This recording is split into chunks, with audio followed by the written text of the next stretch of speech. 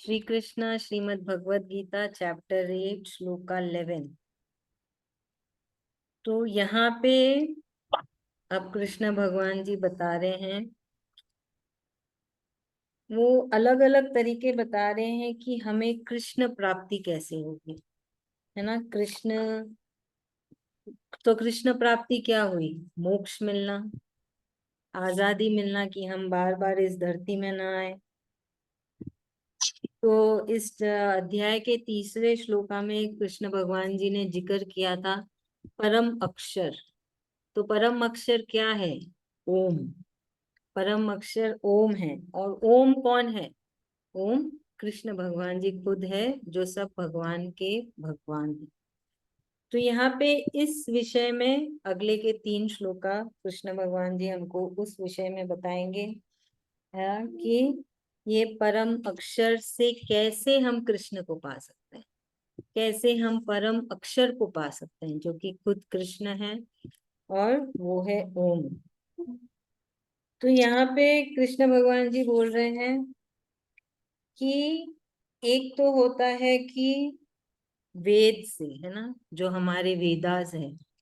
तो एक तो होते हैं कि वेद को पढ़ के, वेदास को पढ़ के ज्ञान पाके, है ना, वो उस उस परम अक्षर को समझते हैं, सच्चिदानंद को समझते हैं, उनको प्राप्त करते हैं। तो वो होता है वेद ज्ञान, जो तो होता है वेद ज्ञान, है ना। एक तो होते हैं जो वेद ज्ञान लेके भगवान को समझते हैं। जैसे कि हम देख लें कि अभी एक लाइट का क्या काम है, सूरज भगवान का क्या काम है, उनका कर्म क्या है? अंधेरे को भगाना, है ना। वो क्या करते हैं, जहां अंधेरा होता है हम क्या करते हैं, लाइट ऑन कर देते हैं।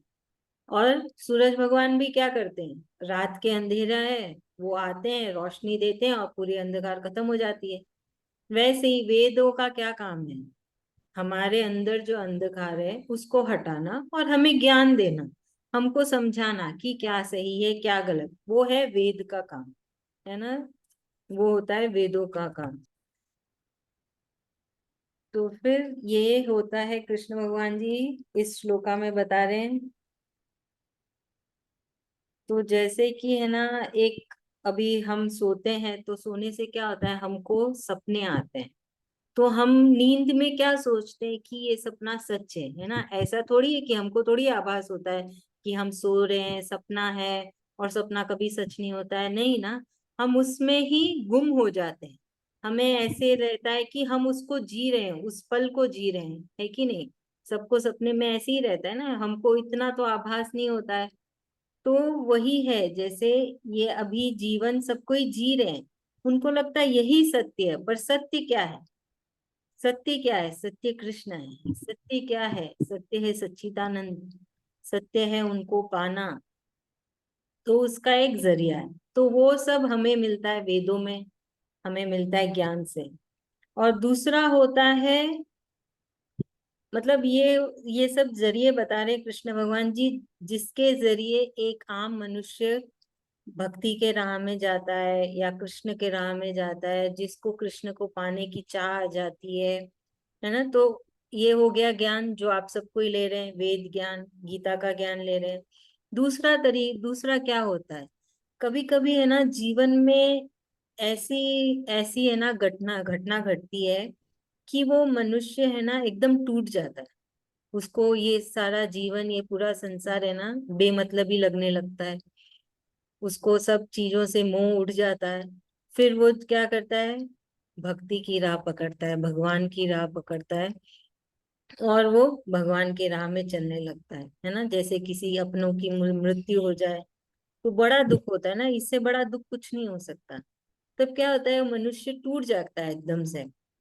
तो वो क्या हो, तो उसको मन की शांति तो चाहिए ना, जो हुआ उससे बाहर निकलने का कोई जरिया चाहिए।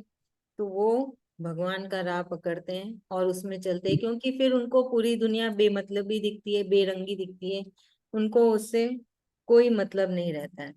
तीसरी बात कृष्ण भगवान जी बोल रहे हैं ब्रह्मचर्य की, है ना। बहुत सारे लोग ऐसे होते हैं जो अपना जीवन ब्रह्मचर्य में जीते हैं, क्योंकि उन्हें कृष्ण को पाने की बहुत ज्यादा लालसा होती है। उनका जो लक्ष्य इतना है ना सख्त होता है, इतना स्ट्रांग होता है कि हमें कृष्ण चाहिए, उसके लिए हम आजीवन ब्रह्मचर्य रहेंगे।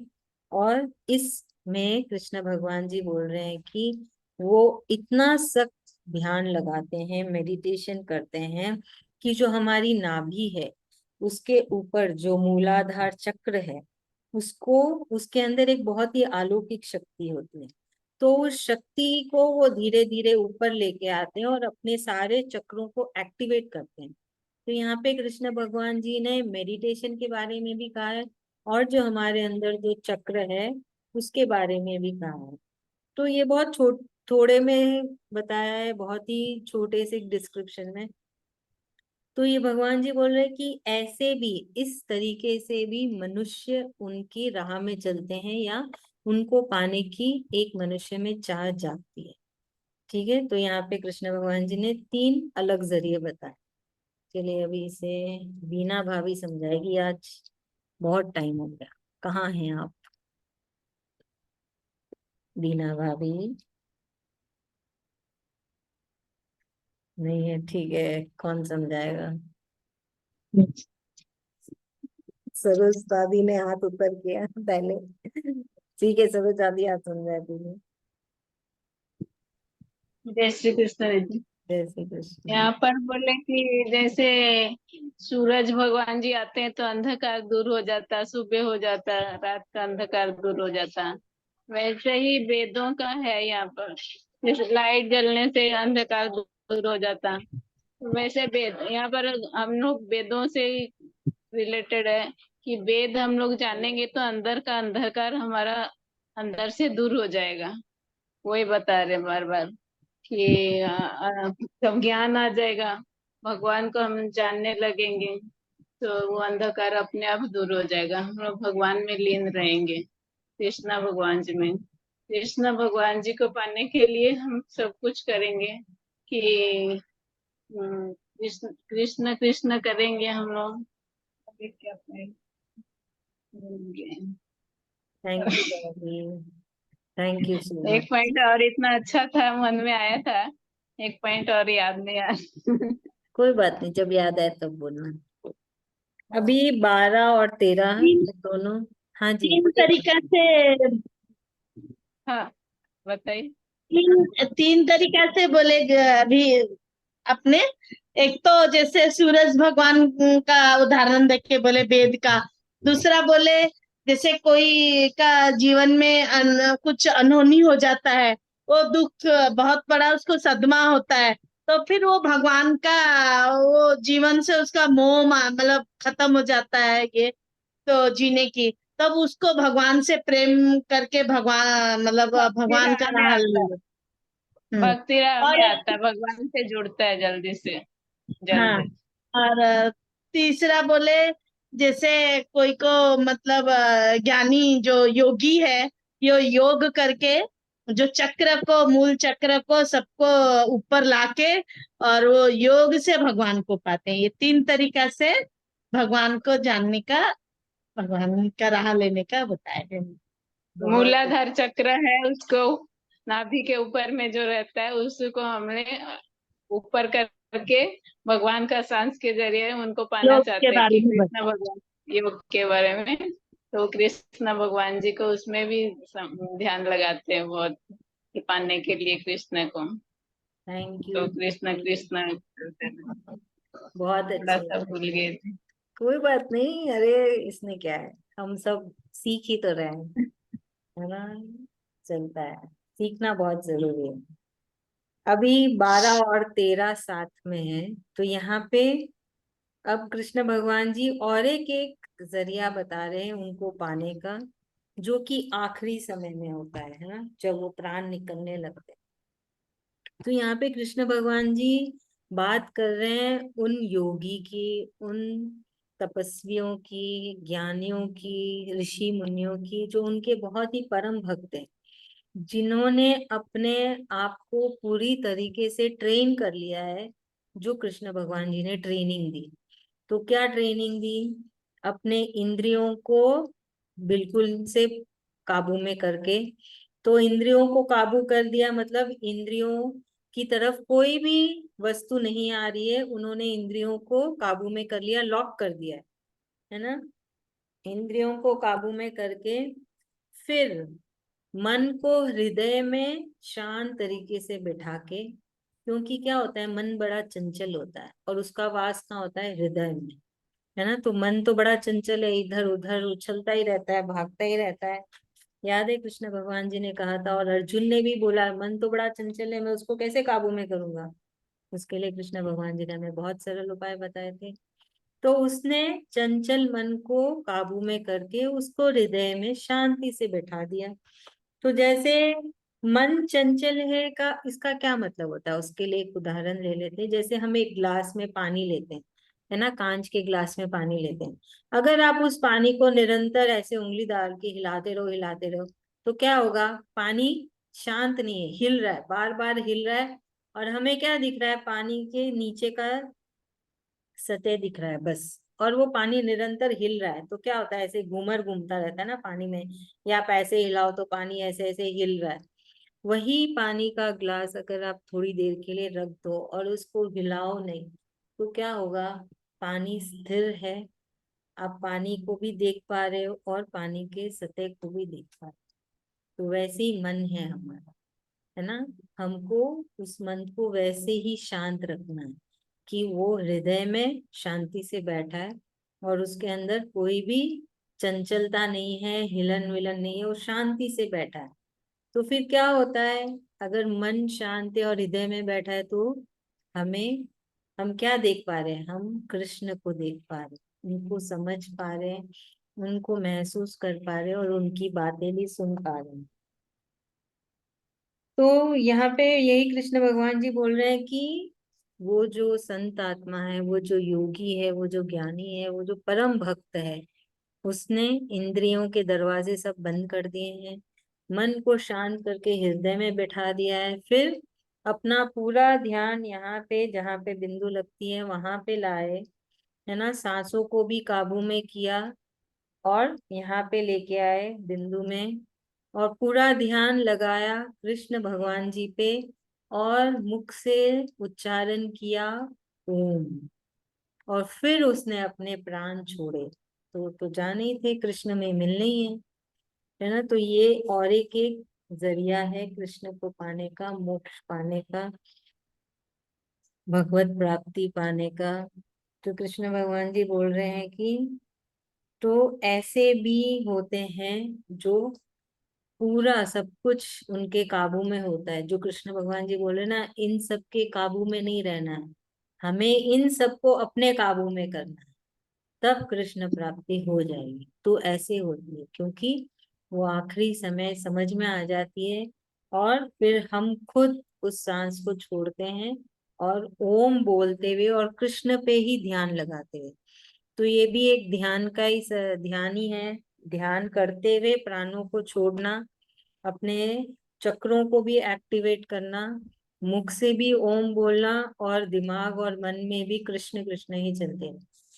तो ऐसे तो कृष्ण भगवान जी बोल रहे हैं कि ये भी एक जरिया है कृष्ण को पाने का, या मोक्ष पाने का, या भगवत प्राप्ति का। तो ये तो सबसे अल्टीमेट है ना, ये तो जो बोलते हैं ना, अव्वल नंबर का भक्त कृष्ण भगवान जी का, जिसमें कोई भी कमी नहीं है, सब कुछ A1 है। उसने एकदम से कृष्ण भगवान जी की, है ना, स्कूल में उनकी पढ़ाई भी, सारी पढ़ाई एकदम अच्छे से समझ। तो ये है कृष्ण भगवान जी हमको समझा रहे हैं कि कैसे वो जो हमको इतने टाइम से सिखा रहे हैं, वो सब क्यों सिखा रहे हैं, क्या चीज के लिए सिखा रहे हैं, क्या चीज की वो ट्रेनिंग दे रहे हैं, और उसका परिणाम क्या होगा, उसका फल क्या होगा। चाहे वो बोलते हैं फल की आशा मत करो, परिणाम क्या होगा मत, उसके ऊपर ध्यान मत लगाओ, पर फिर भी वो हमको सब कुछ बता रहे हैं, क्योंकि हम मनुष्य हैं। जब तक हमको पता ना चले कि हम ऐसे करेंगे तो क्या फायदा है, क्या उसका मतलब है, जैसे आप सब, हर कोई, हम चैंटिंग कर रहे हैं, उसका मतलब क्या है ये तो बताओ पहले, फिर हम चैंटिंग कर रहे हैं, है ना। तो बस कृष्ण तो, उन्होंने ही तो रचा है सारे मनुष्य को, तो उनको पता है मन के भाव, दिमाग के विचार। तो इसलिए भगवान जी बता रहे हैं कि ये राह में जब तुम चलोगे तो क्या होगा और कब इस विद्या का काम आए, ये विद्या कब काम आएगी, है ना। ये विद्या कब कब तुम्हें काम आएगी, कब कब तुम्हें इस विद्या का प्रयोग करना है, कैसे प्रयोग करना है, और उसका फल क्या मिलेगा। तो हमें जो कृष्ण भगवान की विद्या या गीता की विद्या को जब हम अपने जीवन में उतारेंगे तो ये सब होगा, है ना। चलिए अभी Keerthana ma'am, would you like to explain?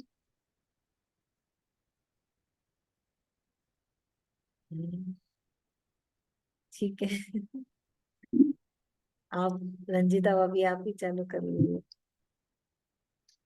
इसमें मतलब जैसे कोई योगी को भगवान ने मतलब उठा, योगी जैसे योग करके मतलब अपना इंद्रियों को काबू करते हैं।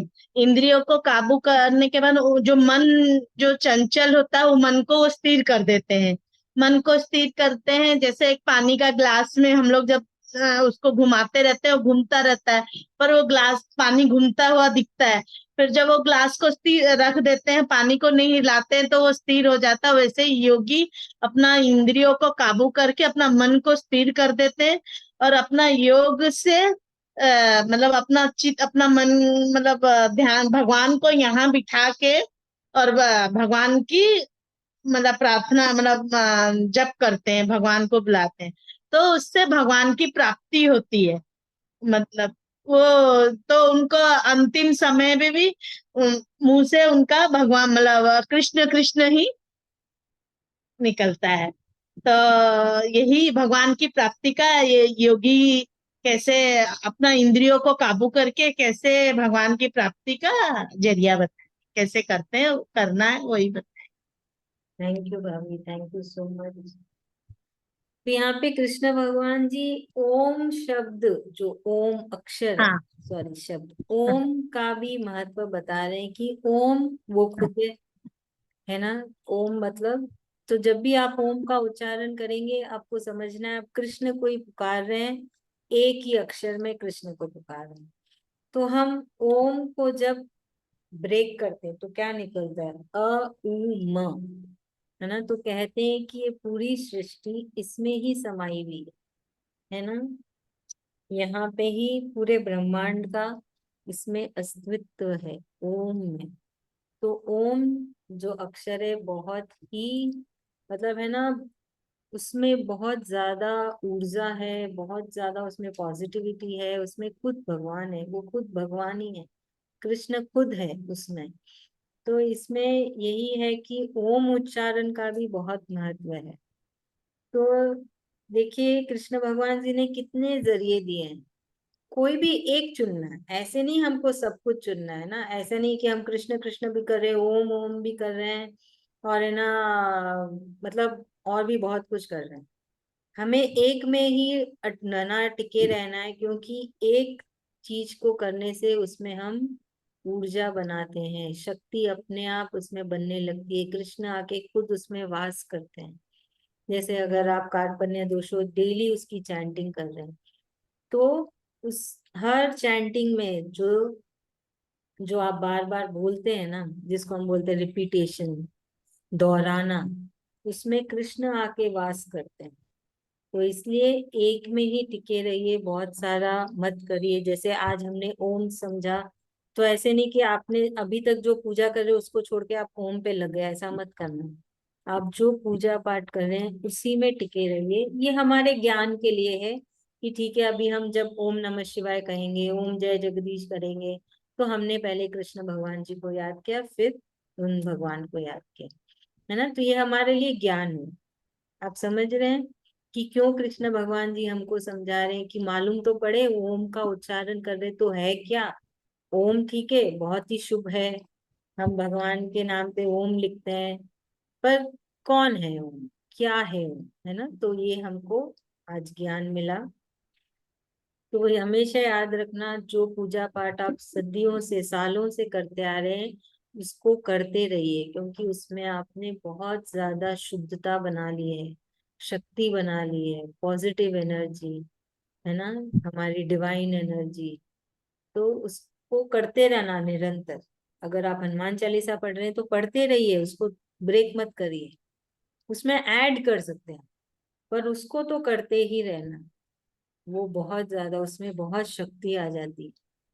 ठीक है, तो ये था हमारा आज का, कृष्ण भगवान जी ने कहा, हमको समझाया कि क्या क्या तरीके हैं और कैसे कैसे तरीके हैं कृष्ण की प्राप्ति या भगवत प्राप्ति के। चलिए, अभी हम चैंटिंग कर लेते हैं।